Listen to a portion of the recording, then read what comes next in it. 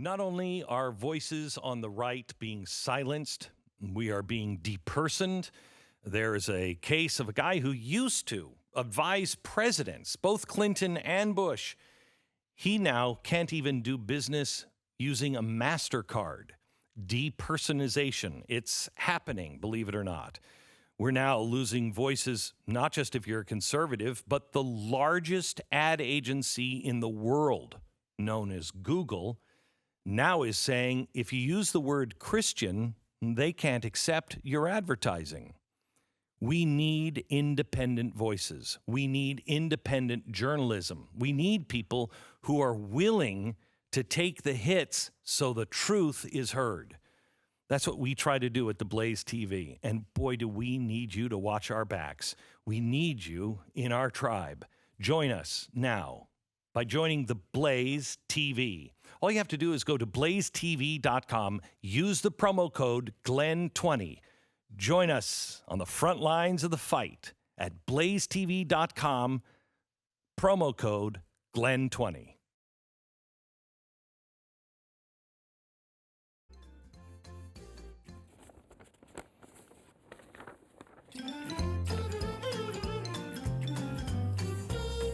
Hello, America. Got a great show for you today. Ilhan Omar. And it's about Ilhan Omar. Today, stop the music. All right, here's the thing. Welcome to the program. Tonight, we're going to try to do something that people in television don't do. We're going to try to make sense out of a very complex story. Last week, the media continued to make President Trump out to be a total and complete racist, especially after he tweeted this. And, get out of the country. Why don't you go back to where you came from or whatever. The so-called squad of freshman congresswomen struck back at the president with outrage to spare. Well, here's the thing. At least two of the squad members, now we know, seem to have some serious prejudice of their own. They might be called racist too, if that was racist what the president did. Representatives Rashida Tlaib and Ilhan Omar said something very similar to Trump before they were elected to the House. So this is, why don't we deport you wherever you came from? That's from Ilhan Omar. Just yesterday, also, speaking of race, the House passed a bill to oppose the boycott, divestment, and sanctions movement that seeks to punish Israel for the Palestinian conflict. Omar was one of the only 17 congressmen to vote against the bill. But as we've discussed before on this show, she is also an active fundraiser for the Council on American Islamic Relations, otherwise known as CARE. You may recall, CARE has well-known ties to the Holy Land Foundation, which raised funds for Hamas, the Palestinian terrorist group. As yesterday's BDS vote demonstrates, there is a major ideological rift in the Democratic Party between traditional supporters of Israel and Omar on the radical left. Democrats have some major soul searching to do. Who am I? I got to take a trip maybe to Europe with a backpack to find out who I really am. They're supported by the media, they've embraced Omar. They have embraced the radical left. Now they have to deal with anti-Semitism and a lot more. But don't hold your breath, because I don't think anybody's going to hold anybody responsible for anything anymore, because in America we don't do that anymore. The left has not asked Omar any tough questions about her views. Neither have the Democrats, especially not about her legal skeletons in the closet. Does Omar belong in Congress, or does she belong in jail? I know that's a pretty tough question, and it seems like hyperbole, but when you hear this program by the end of the hour and look at all of the facts, I think you will understand that's a reasonable question to ask. I'm going to take you through the story tonight that will be called, and is already called, a right-wing nutjob conspiracy nonsense. Okay, all right. It will be buried online and very hard to find. Google's not going to make this easy to find, neither will YouTube. But I will lay out the case in full. This is not a witch hunt. It is not to convict. These are facts that we have found through several sources, through several journalists, and they are not meant to convict. They are meant to inform. No major media outlet has been willing to do so, with an exception lately of the Minneapolis Star-Tribune. This is not an Obama birther-type rabbit trail. This is about what Ilhan Omar did on her own as an adult and as a U.S. citizen. So you know, we reached out to Omar's office and we invited her to appear on the show tonight. She has declined. I find it disappointing because if there is a logical explanation, only she can clear it up, as you will see. As we have spent the last 2 weeks trying to figure out a way to explain the saga of Ilhan Omar, I kept coming back to 70s sitcoms. But which 70s show is it exactly? Is it All in the Family? It kind of works. In fact, sitcoms of the 1970s seem to work well as a way to tell this large, complicated story, and I'll get to that here in a minute. But U.S. Representative from Minnesota, Ilhan Omar, the media had made her an overnight celebrity, well before she'd accomplished anything as a legislator. And the question is, why? Well, maybe it's because she checks so many of the ideological boxes. She's a female, she's an immigrant, she's non-white, she's Muslim, she's a hijab wearer, mostly. She is a far-left Democrat. But let's be honest. If another female representative checked each of those boxes, but she was a Republican, we would probably still know about her, but for much different reasons. We would just probably know that she's insisting on wearing a hijab, which of course is a symbol of female oppression. And if the mainstream media teaches us anything about Republicans, it is that they are all about oppressing women. Omar is innocent until proven guilty. But we have to look at the facts tonight. Omar was first elected to the Minnesota House of Representatives in 2016. She had not even been in the seat for 1 year before she was a guest on The Daily Show. Weeks later, she was on the cover of Time magazine. Remember, this is a freshman state representative in Minnesota. Then, of course, she danced. Oh, she danced. There she is, dancing her heart away in a Maroon 5 music video. Then she starred in a documentary about herself that came out just in time for her run for U.S. Congress last fall. The documentary is called, what else? Time for Ilhan. All right, so the media has made Omar an icon. But what happens when some rather large cracks begin to appear in the halo surrounding your icon? Cracks including campaign finance violations, tax fraud, bigamy, and even possibly that she married her own brother to somehow or another game the immigration system or game the education system, or both. The media now can't double back and investigate her now because, well, that would make them look bad. Saving face, is it even important to the media? I mean, to a certain extent, I'm sure it is, but with their approval rating hovering around 9%, I don't know, looking bad is their main concern. I think they're more concerned with the fact that Omar is a useful tool of the far left with very powerful connections.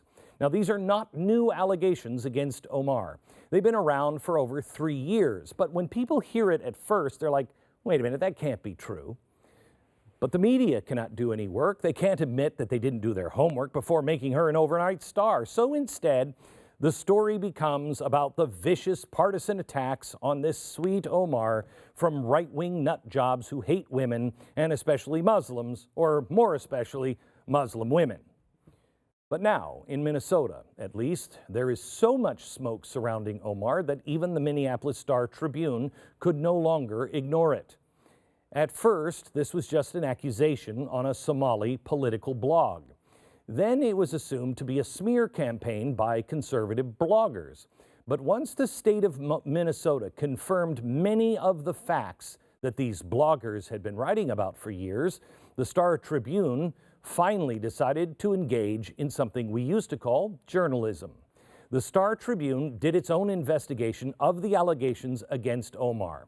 They not only corroborated many of the facts reported by online journalists, but they also could not find any evidence to refute other basic facts from the story. So let's start with those facts that are absolutely confirmed. First, just last month, Minnesota's Campaign Finance and Public Disclosure Board confirmed that Omar improperly used campaign money to pay a lawyer to fix her tax filings. She was ordered to reimburse her campaign $2,500. The state board also confirmed she used campaign money to pay for personal travel expenses and for speaking engagement trips unrelated to her legislative duties. She was ordered to reimburse her campaign over $3,400 for the travel expenses and fined another $500 for the violations. So basically, she got a slap on the wrist. But we wouldn't be here tonight if that was all there was. Perhaps the biggest confirmation to come out of the state of Minnesota's investigation is the fact that Omar broke federal tax laws. In 2014 and 2015, she filed joint married tax returns stating that she was married to Ahmed Hersey when she was actually legally married to a different man named Ahmed Elmi. Now, in the real world, getting married to somebody else when you're already married is known as bigamy. It's illegal. And you can definitely not file joint tax returns with someone who is not your legal spouse. But no one wants to take this story on because Omar is a political hot potato. And because it's a very complicated story, because who is the man she was legally married to? Now, it's taken me a long time to understand this story, and I tried to think of a way to explain it in a more understandable way. Her marriage was a little unconventional, and my first thought was, I know, we can explain this with the 70s sitcom Three's Company. Come and knock if you dare. Come and knock if you dare. Nothing weird here at all. Nothing weird here at all. Only marriage for him and her and him. Three's Company also. Come on, sleep on our floor. Come and sleep on our floor. 'Cause you might be my bro. 'Cause you might be my bro. We'll get hits just for our tuition break. Three's Company also. Marriage is so much fun again. Now it's done again. True. Down at NDSU. Down at NDSU. Three's Company also. Yeah, couldn't be Three's Company too, because we are riddled with lawyers on this program, and we spend almost $25 on that. This is the timeline. I want you to know that what I'm showing you is the timeline according to Ilhan Omar. She has an amazing marriage history, and this is how she tried to explain it. Now, Omar has not answered any questions that keep coming up about her tax fraud, except through a campaign person. So far, it's really unclear what penalty she will face, if any, for the tax law violations. If you were me, we'd already be paying the $100,000 fine and serving the 3 years in prison. But if you're a hijab-wearing congresswoman, the first one in history, well, you get a different rule book, I think. The wildest, weirdest claim that has plagued Omar since she entered politics is that her second husband, Elmi, is actually her biological brother. Okay, let me show you. Allegedly, she married for immigration purposes, we think, or maybe to help Elmi get a student visa and or a student loan and attend North Dakota State University, which is, you know, I mean, who wouldn't break the law to attend that? All right, so let me go through the timeline here. Faith marriage to Hersey. This is her husband here, Hersey. They're dancing, they're so happy, but it's a faith marriage, so I'm not sure the dancing happened yet. But she has a faith marriage in her faith tradition, which of course is Muslim. So wedding bells in her faith marriage in 2002. Now they get busy, as most young couples do, and they have a couple of kids. But then things turn out a little sad. Yes, the home that they had built together, with the heart over the door, turns out that they have to have a faith divorce. Now, I don't know how you get a faith divorce, but they got one. So they get a faith divorce. I don't know who kept the faith kids or what happened. But then just a few months later, in 2009, it's marriage bells again. And this time she has a legal marriage to Elmi. And it's a faith marriage too, except this time it's not Islam, it's Christian. She has a Christian minister do the ceremony, even though her husband, her, and her ex-husband are all Muslim. Okay, that's not weird at all, because they honeymoon at college at North Dakota State University. Now, you might ask yourself, yes, but where was their love nest? Well, their love nest is really kind of interesting. Here's the documentation, by the way, of the second marriage here. This is the application. Here's their actual marriage certificate. And where do they live?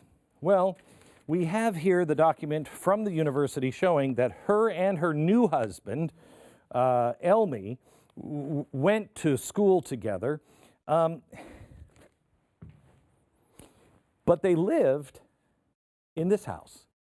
And they lived in this house while Hersey was living there and the two kids. So kids, this isn't going to screw you up at all. Mommy's just married a new man, and we're going to live with daddy's or with mommy's faith partner along with mommy's legal partner and you two kids, and we're going to school. Don't worry about it. By the way, here is the documentation. He tried to open up a business where he's stating he lives at this house. By the way, Hersey also is living at this house. So they're all living together. And there's also, I think this is 25 or 26 legal citations where either one of them say, oh yeah, I'm sorry, officer. And by the way, here's my address. So the three of them, it's like Three's Company also. So they're here, and then they go to college, and then in 2011, they graduate. Now, here's what's so sad about this. The same year they graduate, she separates from Elmi. It's another sad, well, these are tough years, college years. Who knows what they were doing? Because they're not Muslim, they were Christians. So they were probably partying like crazy in college, and that put a lot of strain, so they had to separate. So they separate at the same time they graduate from NDSU. But here's what's crazy. Just a month later, she falls in love again with Hersey. Now, I'm not sure if Elmi is also living with Hersey in the love shack. I don't know. We don't know where he goes. We just know they separated, but that doesn't mean he's not living there anymore. Again, we don't know. So a month after she separates, not divorces, separates, she has another faith marriage, a faith remarriage, a Muslim faith remarriage to Hersey. I don't know what happened to her Christian marriage, but kids, learn a lesson. Christians, bad. Muslim marriages work. They last. So she comes back and she has another faith remarriage in 2012. In fact, it's going so well that in 2014, she's filing her taxes from this house, claiming that Hersey, the first husband, is her legal husband, even though her other husband, the second husband, Elmi, is actually the one she's legally married to. Remember, she's separated and only married in faith at this time. But don't worry, it's not confusing at all for the kids, because at this time she has 3 children.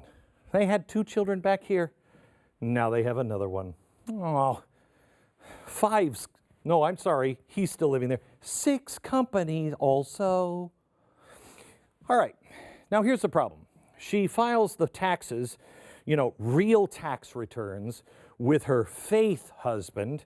She probably didn't realize that they were real. They might have been faith tax returns. So in 2014, and then, 2015, I did it again, 2 years in a row. But she might not be concentrating that much on what was happening when she was doing her taxes, because that same year, she went to London. And we have photos. Here she is. Oh my gosh, look at this. And here, there she is, with her separated husband. Now, I don't know what Hersey thought about this or if he even knew she was going over to London to be with her separated husband. He might have, and the kids probably were crying, so she probably kept that quiet. But were things starting to be rekindled? We don't know. We just know we have pictures of them together in London, which is kind of a problem because after she wins the Minnesota House seat, she legally divorces Elmy. And in this, here's the document where she's filing for divorce. She says over and over again, I don't know where he is. I haven't seen him since we were in college. Wait a minute. I don't think that's true. So now she legally divorces and then immediately legally marries Hersey. Oh, it's such an old-fashioned couple, isn't it? So she wins the House right after she's legally married and spiritually married, I think, too. The last thing, 2019, the Minnesota State Board nails her for campaign finance violations, which we just showed you. And Minnesota, the state of Minnesota, wow, they get her for all these violations. And then the Minneapolis Star-Tribune confirms a lot of this. And what they can't confirm, which we're going to show you in a minute, the things they can't confirm, this is her timeline. The things they can't confirm, like the picture of the brother, is that really her brother? They say they can't confirm it without her. That's a whole different story. Wait until you hear that story. The possibility that Omar married her biological brother, weird, right? But in a minute you'll see, is it really that far-fetched? New developments on this story that you don't want to miss. Up next, Three's Company doesn't tell the story, but the Brady Bunch does. Except really kind of not. Next.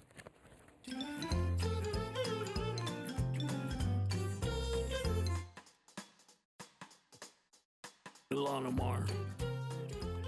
Ilhan Omar. Did you miss our episode breaking down the truth about Ilhan Omar? Yeah, so did the mainstream media. But I'll tell you who didn't. The progressive left, the members of CARE, and Ilhan Omar. They saw it, and we're not done. The media cannot help themselves, but you can. We can't do this kind of legwork without you. Please help us help you.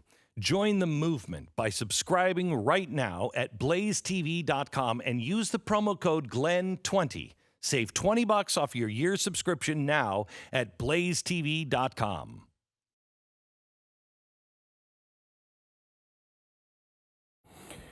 All right. So let's look at the facts.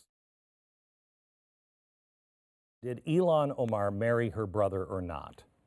I mean, for a long time, I didn't even want to entertain this story because it's just ridiculous. It sounds ridiculous.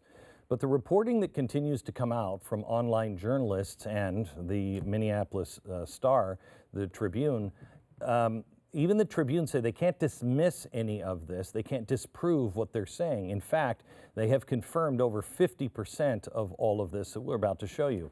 The fact that Ilhan Omar refuses to comment on any of it beyond hostility or calling people racist or Islamophobes makes one willing to entertain something crazy. People who care about the truth have done enough work here that I believe enough evidence is not there to convict her, but to at least convene a grand jury. I really think we all need to know if this is a series of a few very hard to believe misunderstandings with some photo lookalikes or worse. But the only ones that can answer that, the only one really, is the person refusing to comment or the FBI. And we all know how much the left just loves good old-fashioned FBI investigations. Maybe they should convene one. Let's start at the beginning. Where did this claim originate from? Well, it actually goes back into 2016, just as Omar was set to defeat the longtime incumbent for a seat in the state legislature. A post by a user named Abdi Johnson surfaced on an internet forum called Somali Spot. Now, Somali Spot is a forum for members of the Somali community to talk about everything from politics to movies. Abdi Johnson's original discussion has now been deleted, but this is a screenshot of the original post. Quote, Ilhan Omar's marriage fraud exposure. The user goes on to explain how Ilhan married her brother to help him get into the United States and lists social media posts to back up his case. Well, local media left it alone. The mainstream media obviously wouldn't touch it. But there are some people in the country that have a lot of time on their hands, and they also are independent journalists as well. I mean, who's looking at an independent, obscure Somali message board? Well, a journalist at Alpha News began to look into the series of conflicting social media posts made by the real-life stars of Three's Company that we just told you about.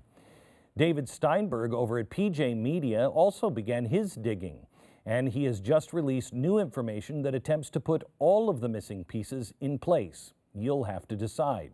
His new research is based on a source within the Somali community and how that information links Ilhan Omar to a UK citizen that he says is Ilhan's biological brother named Ahmed Nur Saeed Elmi.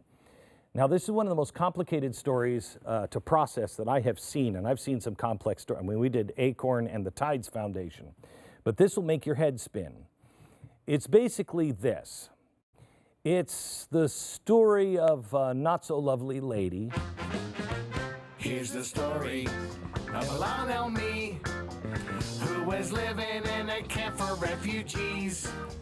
Then she got a brand new name, Ilhan Omar, and fled across the sea. It's the story of a little Omar, long before she was a member of the squad. She had visas and her big ideas, but there's a thing called fraud. Till the one day when these Elmies met these Omars, and they solved their problem one day over lunch. That this troop of imported Somalis would all fuse their names and form the Omar Bunch. The Omar Bunch. I've got a hunch that there's something screwed up with Omar's bunch. All right, now I want to take you through, if you're not confused yet, you will be. Let me give you the chalkboard here. This is the current theory alleged by journalist David Steinberg. It was given to him in part by multiple sources within the Somali community in Minneapolis. And I want to make it really clear. There are real deep questions regarding how the Omars entered the country. This isn't the real story. Then I don't know what is. You can't blame Ilhan Omar. I should say, I'm not blaming Ilhan Omar, what she did as a young, I think 8-year-old daughter of a man that might have been just trying to get his family out of a horrible refugee camp. But all of what I'm about to lay out is important so you understand the overall story. In 2008, the State Department stopped accepting asylum applications from refugees that claimed that they had family members here already in the U.S. Why? Because DNA testing showed that 87% of the refugees claiming asylum from Africa were actually fraudulently claiming that they had family members current in the U.S. From the early 90s up until 2008, immigration fraud was, of this manner, was just everywhere. It was rampant. In 1995, there were 2 families in Somalia that actually had traveled to Kenya to a refugee camp. And I think it's much more than a hunch. If someone was denied entry in the United States, they could accomplish a lot more as a bunch. And this is allegedly what happened here. It looks like this. We're going to concentrate on the Omar family and the Elmi family. The Omars were headed by 2 men. These 2, Abdullahi or whatever, and Ahmed. There's a lot of Ahmeds in this story. They had been granted asylum and were going to live in Arlington, Virginia in 1995. However, The Elmies had not been granted asylum in the United States, and they included these people. This is the father, the sisters, and the two brothers, okay? Now here's where it starts to get confusing. Layla, Mohammed, and Ahmed, they got sent over to the asylum that was granted to them in the UK. And so if we were going to put it onto a TV show, it'd be like upstairs, downstairs, but mainly downstairs. So they go over to the United Kingdom. Now, these two were going to Hollywood, USA, otherwise known as Virginia, and they're the Omars. Now, that leaves these three. So these three, Layla, Mohammed, and, Noor, Sarah, and Ilhan, they go, where? Well, they changed their name to Omar in order to slip in with the family that had already been granted asylum. This is the theory. All right. Ilhan Elmi was now known as Ilhan Omar. And that's the way they all became the Omar bunch. But that's a big claim. Is there anything outside of official documents that ties these two families together? Well, Ilhan and Sarah both identify their dad. Here is Ilhan and Sarah. They both identify their dad as Noor Saeed Elmi. That's not disputed by anyone. Here is Ilhan's sister calling Noor her father and dad on Facebook, and there you see him. Now, Dad actually has his own Facebook page where he identifies himself simply as Noor Saeed. Notice neither the Omar or Elmi family name is included. Layla is listed just as one of his friends. Well, Layla's page is currently down, but the URL shows her name as Layla Elmi. David Steinberg received certified copy of Layla's marriage certificate in the UK that lists Noor Saeed Elmi as her father. And in 2011, Ilhan Omar posted this picture to Instagram. That's Dad in the middle and Layla on the left and Ilhan on the right. Layla calls Dad Noor Saeed Elmi. Ilhan calls Dad Noor Saeed Omar. Well, that's not confusing at all. Here's what we need to know. Is this Noor Saeed Elmi or Noor Saeed Omar? Well, we have a picture of the guy, Omar and Saeed, and is that guy. So when the researchers went to find Noor Elmi in the UK, there were no matches for that name. So where is Layla's dad? Is this him? Okay, you could back up and say, well, wait a minute. That's Omar and Layla, but that doesn't mean that Layla and Ilhan are sisters. I mean, you know, they're not sisters. The dad's names are just, okay. Unless you know what happened in 2016. In 2016, Ilhan Omar stated that she was harassed by a cab driver in Washington, D.C. She claimed that the cabbie called her ISIS and tried to take her hijab off. Well, a reporter from the Star Tribune saw a copy of the filed complaint. It stated that she was with her sister at the time of the event. All right, well, she's got a sister. She's got Sarah. Ilhan Omar said her sister attended a dinner with a man that hosts social events for the Somali American community. Now, upon hearing from Ilhan what had happened, he, of course, went straight to Facebook. He stated, and I quote, "On Wednesday night, I had an opportunity to have dinner with State Representative-elect Ilhan Omar and her lovely sis, Layla Elmi." He even links to Layla's Facebook page. I showed you earlier this page. It is currently now unavailable. Now, all of this certainly gives the appearance that Ilhan and Layla seem to think that they have the same dad, and his real name is Elmi, and that they are sisters. But what about the would-be husband or brother? As I showed you before, the theory says that Ahmed moved to the UK with his sister and brother after being given asylum in 1995. Now, we know for a fact that they both lived in the same suburb of London. All right, so you got them in the same town. Layla listed Camden as her residence on her marriage certificate. Ahmed listed his primary and secondary school as Haverstock, which is in Camden. Okay. David Steinberg has revealed now that officials at Haverstock show that Ahmed lived at the same address as Layla. Now that seems to fit the theory. Ahmed was a lot younger than Layla. She would have assumed guardianship as a kinship care case. All right, so she kind of would have been mom. Well, in several Instagram posts, Ahmed and Layla call each other mom and son.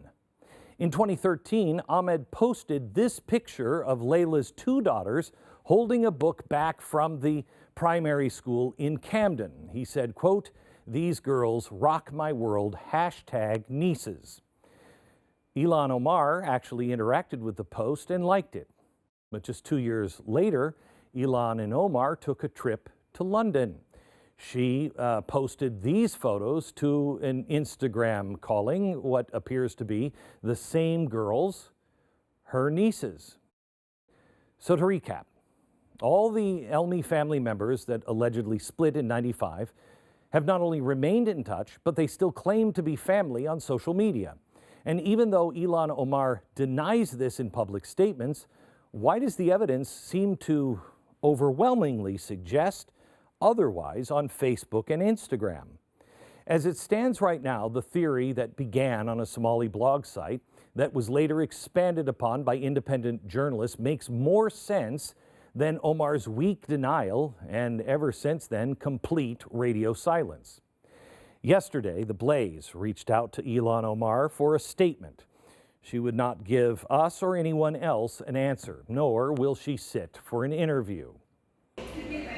Congresswoman, would you like to clear up any of the confusion or set the record straight on the allegations of tax fraud or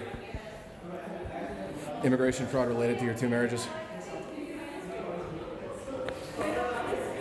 All right.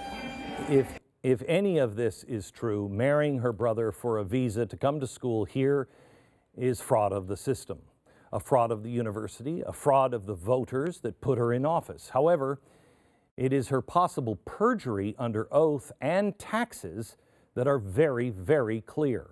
It's important for America to know who our representatives really are. It's perhaps more important that we know who these people really are when they're coming from devastated lands like Somalia.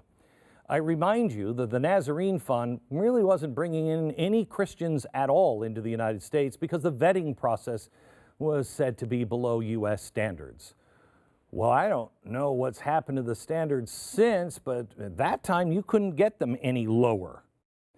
America not only needs to know who their representatives are, but we also need to know who our new citizens are. And when it comes to those public servants, if they aren't who they say they are, if they are hiding anything, they could be blackmailed at best. They may be under the influence of others, organizations like, let's say, CARE or the Muslim Brotherhood, which, by the way, we have ample evidence that she is deeply in bed with. We also have ample evidence that CARE, an unindicted co-conspirator in the Holy Land Foundation, is run by the Muslim Brotherhood and whose sister organization is Hamas. Do you think Americans should know who this is? Why is she refusing to answer any questions at all on what appears to be clear felonies? Why the cloak and dagger over Ahmed Elmi? Where is he? Was there any fraud perpetrated in order to gain an American education? These are answers, at the very least, she owes the citizens of Minnesota, but also, maybe more importantly, the voters she claims to represent and the system she claims to represent all over the country. One last question. It's one that I asked myself this morning. If this is such a big deal, where's the Attorney General? The state of Minnesota should be going after her. Where's the Attorney General? Might I perhaps answer that question with 4 simple words? Attorney General Keith Ellison.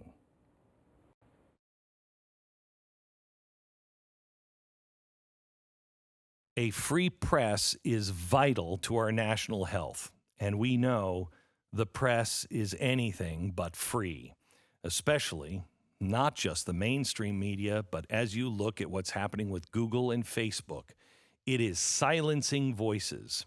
We have to have a free press in order to keep people in power accountable. But when elected officials like Ilhan Omar know they can count on a media to have their backs and to promote their ideology or just look the other way when needed, then we're hardly any different from the countries with state-controlled media. Get off the mainstream media grid and join our independent pursuit of the truth at BlazeTV. Join us. Use the promo code GLEN20 to subscribe now. Save $20 off your year's subscription at blazetv.com.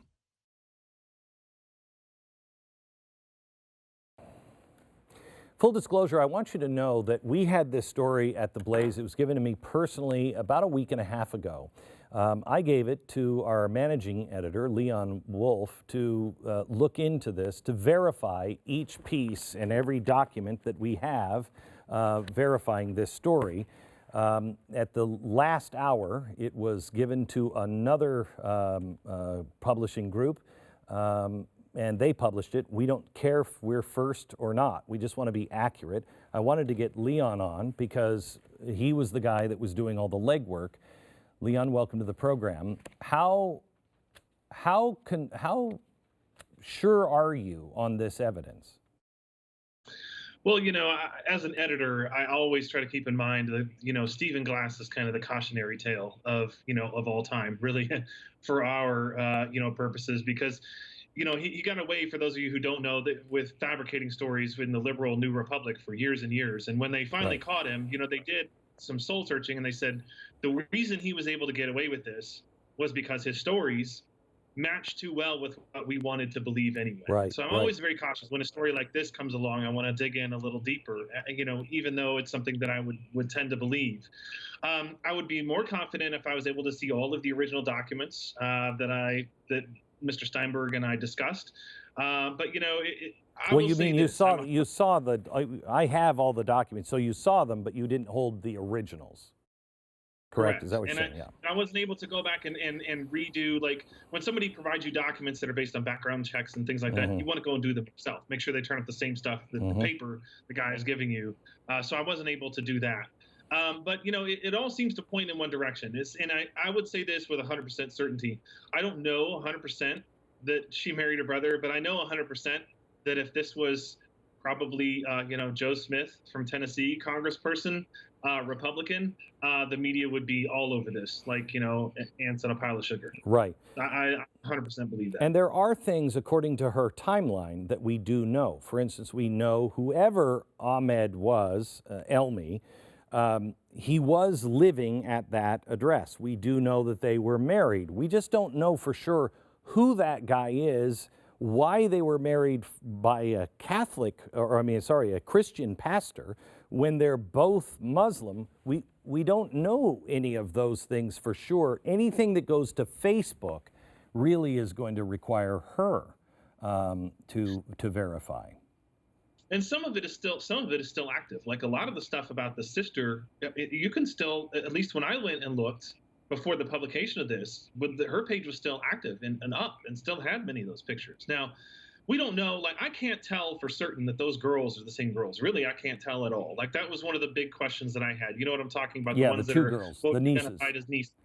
The second picture is just, their faces are too far away. I can't tell at all.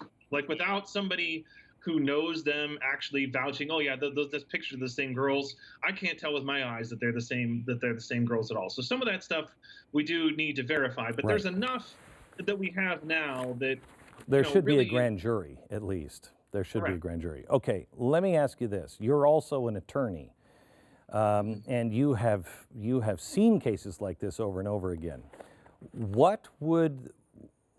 How bad is this situation legally for her? If these things are true, where she committed fraudulent, doesn't matter if it's her brother or not, fraudulent marriage, changed her name to get into the country, lied on tax documents, all of these things, what would happen if this were you or me?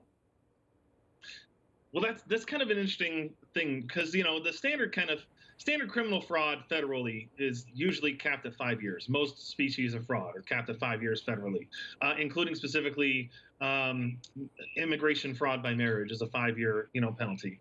But it is kind of interesting. A lot of these crimes don't get prosecuted by the feds unless they're a high-profile person. And particularly the immigration fraud thing, we talk about illegal immigration a lot here.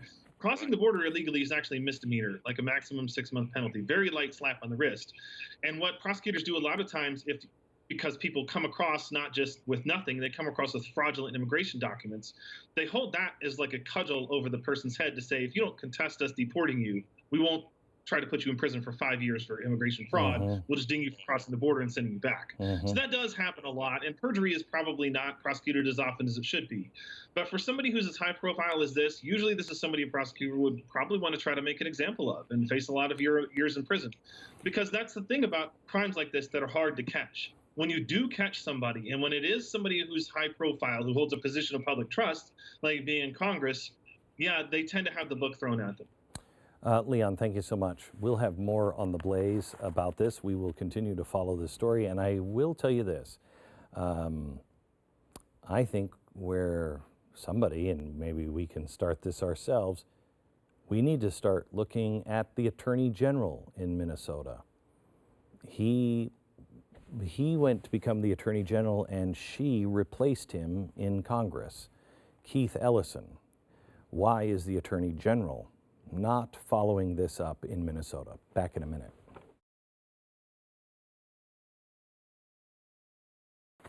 The great thing is, we still, I think, have rule of law, and people are all innocent until proven guilty. But the law should be followed. Good night.